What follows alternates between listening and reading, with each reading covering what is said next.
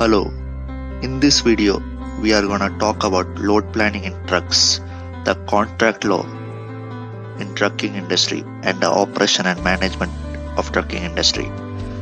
This video is presented by me Anish Varghese and my colleague Bhavya Agarwal.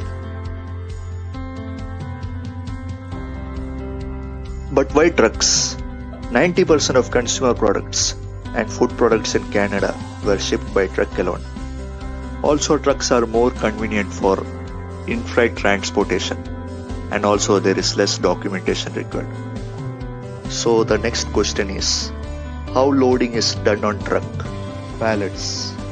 Pallets are used to place load on trucks. Cardboard boxes. They are used in packing of goods.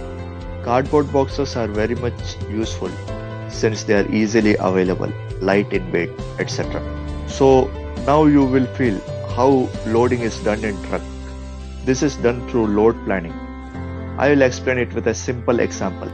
So a standard pallet size all over the world is 48 inch by 40 inch.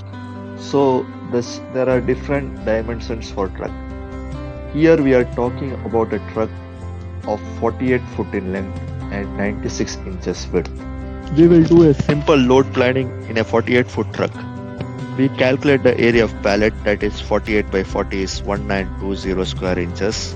Calculate the area of truck, that is 48 by 12 by 96, 55296 square inches. We divide the area of truck by area of pallet. We get 30 pallets. As a thumb rule, we take 5 or 6 pallets less. So the number of pallet it can accommodate is 24 pallets. In fact, this job is done by a load planner. There will be a dedicated load planner in every supply chain industry. The main job of load planner is to guide you how to pack the boxes and pallets in truck so that maximum number of goods can be accommodated in minimum number of trucks. This can save you time and money. Now we will talk about the application of contract law in trucking industry. I will explain you with an example. So here I am talking about a Puma shoe which is available in Amazon. So you buy it from a buyer. Let's assume ABC Corporation in Mississauga. This ABC Corporation sells Puma shoe and they listed it in Amazon. The delivery time is 4 days and is to be transported by truck. Assume you receive the order and the shoe is not in proper condition. So what do you do next? You return the item. But how do you know whether Amazon will accept the return? Now this is the return policy of Amazon. This return policy protects the buyer from damaged goods. So if you find the shoe damaged and returns it to Amazon within 30 days, and when Amazon checks it and finds it damaged, they will refund your full money. In this way, you are protected from the damaged goods and you are reimbursed full money through the contract law of return policy. So the next part of the video will be presented by my colleague Bhavya Agarwal. Thank you so much, Anish, for giving me this extremely wonderful opportunity to keep forward my topic in front of everyone. That is, I'll be covering the third tab, which says Understanding the Operation and Management of Transportation by Road. Coming to the introduction part, it says the Transport Operation Management module deals with the principles, system, processes and best practice methodologies and tools that will help equip the practitioner or operator. Types of trailer, we'll be discussing 3 types of trailer, which says van and cube van, straight truck and dry van. Documents needed for transit would be insurance policy and invoice. Thirdly would be bill of landing, which is a major and foremost document which we would be discussing further more in detail. What is the bill of landing? Bill of landing is issued by a carrier to acknowledge receipt of cargo for shipment.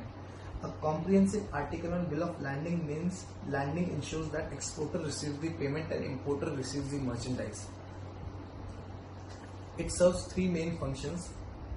First is, it is a conclusive receipt, that is an acknowledgement that goods have been loaded in the trailer.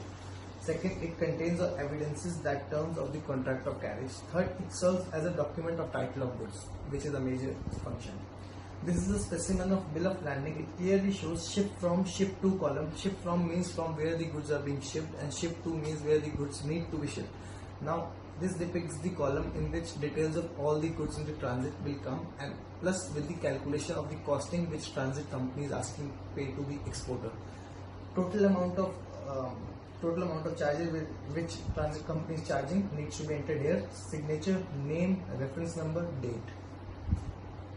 There are some advantages, disadvantages attached to land transit system.